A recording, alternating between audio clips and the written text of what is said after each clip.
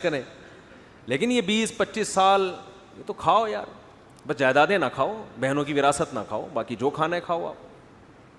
تو یہ اب صحت کے مسائل تو 45-50 سال کے بعد والے لوگ دیکھیں گے نا, تو ڈاکٹر بہت پڑھا لکھا ہوتا ہے, اس میں دو رائے نہیں ہے, وہ اپنی فیلڈ میں ماہر ہے, کوئی سائنٹسٹ ہے, بہت پڑھا لکھا ہوتا ہے, لیکن وہ ایک مخصوص شعبے میں کام کر رہا ہے. مذہب جو ہے نا, مذہب وہ بیسک چیزیں آپ کو بتاتا ہے جو ہر انسان کے لیے ضروری ہیں, اور اس میں کافر کو بھی, حتیٰ کہ ڈاکٹر, انجینئر, سائنٹسٹ کو بھی گائیڈنس چاہیے. سمجھ میں نہیں آ رہی بات؟ اس میں کڈنی کے اسپیشلسٹ کو بھی گائیڈنس چاہیے, اس میں ڈینٹسٹ کو بھی گائیڈنس چاہیے, اس میں آئی اسپیشلسٹ کو بھی گائیڈنس چاہیے, اس میں ایک انجینئر کو بھی گائیڈنس چاہیے, اس میں ایک سائنٹسٹ کو بھی گائیڈنس چاہیے. تو اس لیے مذہبی اسکالرز جو ہیں ان کے لسنر دوسروں سے, بولو نا, زیادہ ہوتے ہیں. نہیں آ رہی بات؟ وہ ہر چیز میں آپ کی رہنمائی کرتے ہیں.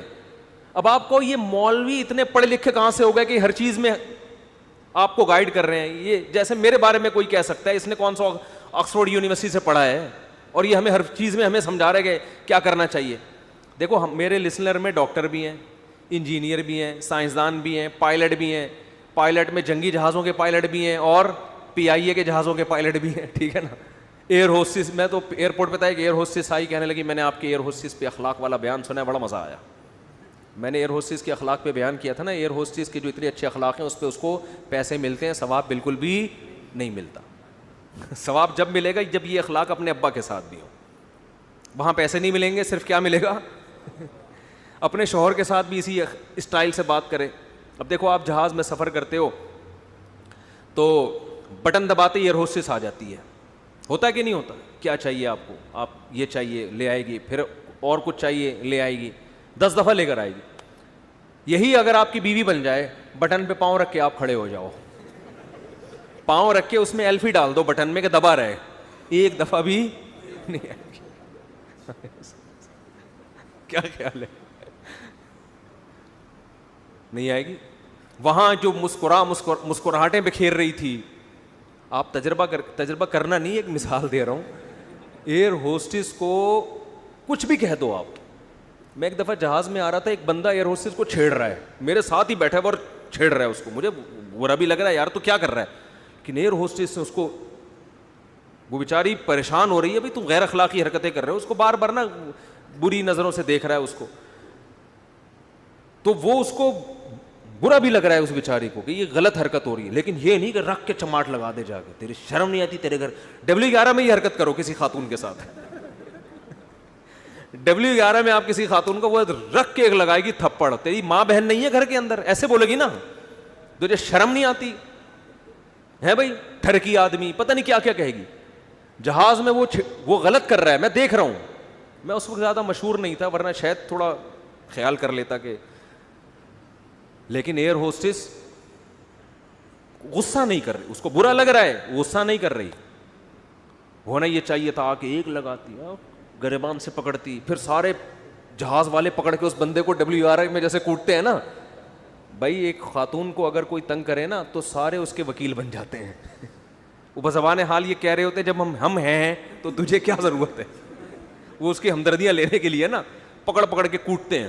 ایک دفعہ ایک صاحب کو میں نے دیکھا, پٹیاں مٹیاں بندی ہوئی ہیں یہاں, وہ بالکل عجیب سے حالت.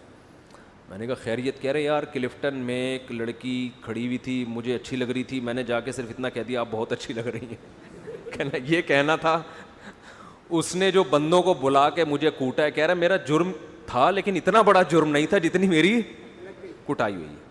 ایسا لگ رہا تھا یعنی اس کی باتوں سے کہ عورت بھی یہ نہیں چاہتی تھی کہ اتنا کوٹو اس کو. اس نے بھی بیچاری 2-4 لوگوں سے کمپلین کر دی تو بھائی ایک آدھ تھپڑ لگا کے چلے جاتے. پکڑ کے جو لوگوں نے اس خاتون کی نظر میں بڑا بننے کی کوشش کی ہے نا کہ ہم تمہارے ساتھ ہیں, وہ اس کو اتنا کوٹا ہے بیچارہ پٹیوں میں بندھا ہوا.